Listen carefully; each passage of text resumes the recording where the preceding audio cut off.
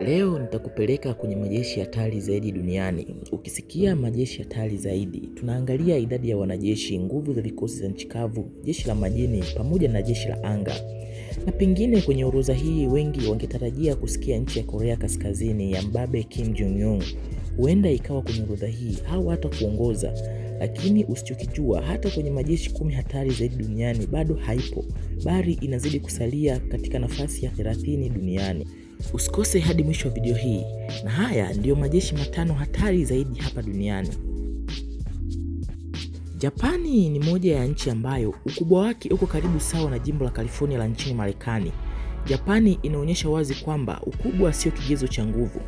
Taifa hili la visiwa lina bajeti ya ulinzi wa takriban dola bilioni 7 kwa mwaka mzima, na lina wanajeshi wapatao 309,000 wakiwemo wanajeshi hai, wanajeshi wa akiba na vikosi vya ziada. Idadi hizi ndogo hazipaswi kudharauliwa, kwani jeshi la nchi kavu la Japani lina mizinga zaidi ya 1000 na magari ya kivita zaidi ya 5500. Miongoni mwao ni AAV7, gari la kivita la majini linaloweza kubeba wanajeshi kutoka bahari ya kina kirefu hadi nchi kavu na katika maji yenye mawimbi makali. Pia kuna Type 16 Maneuver Combat Vehicle ambalo ni gari jepesi na lenye kasi, lakini lina uwezo wa kupambana na adui mkubwa kuliliko mara 2 ya ukubwa wake. Jeshi la majini la Japani lina zaidi ya vyombo 155 vya kivita, idadi inayolingana na jumla ya majeshi ya majini ya Uingereza pamoja na Ujerumani kama yakiunganishwa kwa pamoja. Lina meli nyingi za kubeba helikopta, likiwa ni la pili kwa ukubwa duniani, pamoja na meli 22 maalum za kutega mabomu chini ya bahari ambayo yana uwezo ya kulipua meli yoyote pasina kutarajia. Aidha, Japani inaendelea kutengeneza meli 2 mpya za kuzuia makombora ya balistiki kwa gharama ya dola bilioni 4.8 ambazo zitakuwa miongoni mwa meli kubwa zaidi katika ukanda wa Pacific. Jeshi la anga la Japani nao limejiandaa vizuri, likiwa na helikopta za kivita kama AH-64 Apex na ndege za kisasa za kivita aina ya F-35 kutoka Marekani. Kwa sasa Japani iko kwenye mradi wa kutengeneza ndege yake ya kivita ya ndani inayojulikana kama FX, ambayo wataalamu wanasema itakuwa bora kuliko ndege nyingi za Urusi na China. Kwa upande wa kambi za kijeshi nje ya nchi, Japani ina kambi moja tu iliyopo katika Jamhuri ya Djibouti. Nchi ya India ina zaidi ya watu bilioni 1.3 na ni miongoni mwa nchi zenye idadi kubwa zaidi ya watu hapa duniani. Hii inawafanya kuwa na nguvu kazi kubwa sana ya kijeshi, ambapo inakadiriwa kuwa na wanajeshi zaidi milioni 5.1. Bajeti yake ya ulinzi inakadiriwa pia kuwa dola bilioni 49 kwa mwaka. Ingawa India inatengeneza silaha zake, lakini bado hununua kutoka nchi nyingine, hasa Urusi.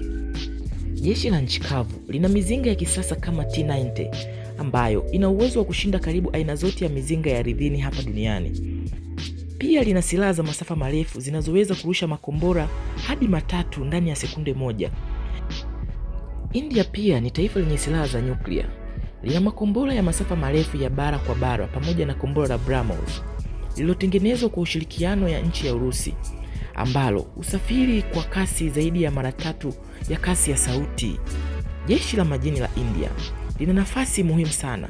Lina meli kubwa za kubeba ndege ya asili ya Urusi inayoweza kubeba hadi ndege 30 pamoja na submarini 17, ambapo 3 kati yake zinaendeshwa kwa nishati ya nyuklia. Jeshi la anga pia limewekeza sana, likinunua ndege za kivita za Kifaransa aina ya Rafale zenye uwezo wa kushambulia hadi umbali wa takriban kilomita 150 pamoja na droni za Kimarekani aina ya MQT Reaper. Kwa upande wa kambi za kijeshi nje ya nchi, India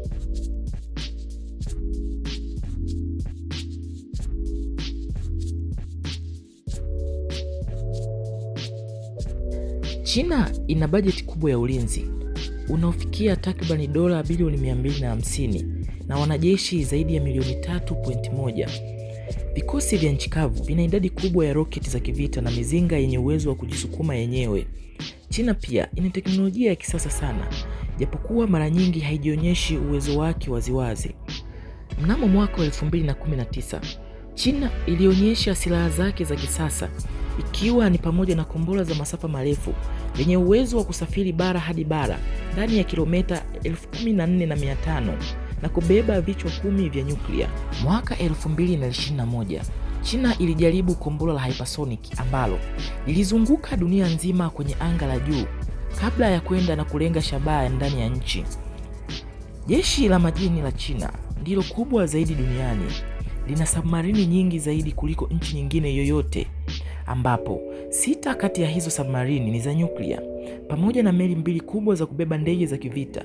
Pia lina boti za makombora aina ya Zero 22 zilizoundwa kisasa ambazo hazigunduliwi na rada kirahisi. China pia inatengeneza silaha kama electromagnetic ray gun, inaweza kulenga umbali wa kilomita 200 kwa kasi ya kilomita 2.5 kwa sekunde. Jeshi la anga linazidi kuwa tishio, likiwa na ndege ya Su-35 kutoka Urusi, ndege za kizazi cha 5 J-20 na droni za kivita kama Sharp Sword. Pia kuna mradi wa siri wa drone aina H-20 ambao upo karibu kukamilika. Kitu usichokijua ni kwamba China ina kambi moja ya kijeshi nje ya nchi iliyoko Djibouti yenye wanajeshi 400 hadi 500.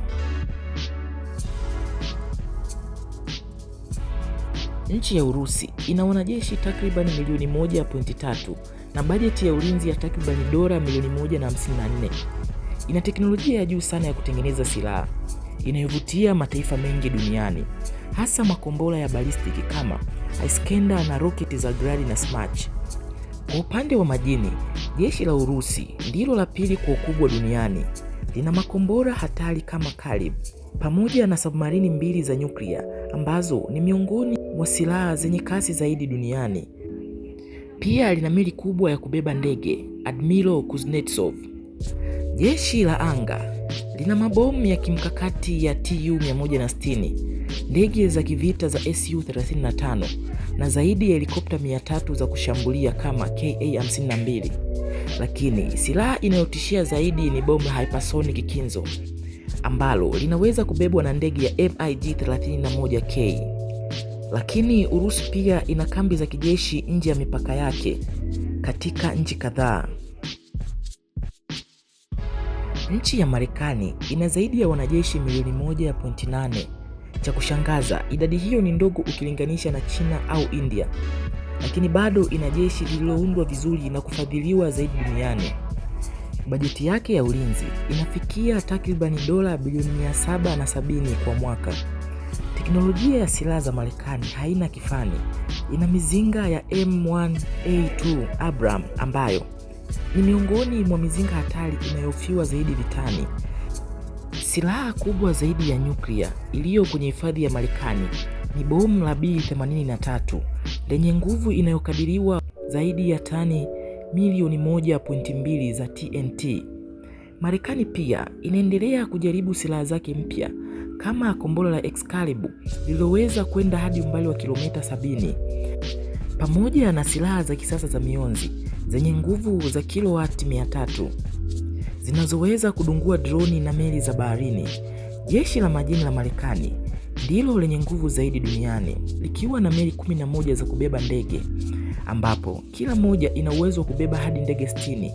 Jeshi la anga lina mabomu ya masafa marefu yenye uwezo wa kutoka Marekani na kushambulia sehemu yoyote ile duniani.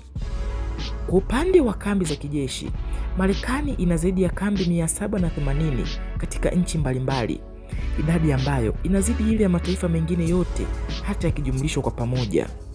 Kufikia hapo sina mengi ya ziada. Usisahau kusubscribe, comment na kushare video hii. Tukutane video mpya zinazofuata. Just stay tuned every week. This is Feed Epic. Bye bye.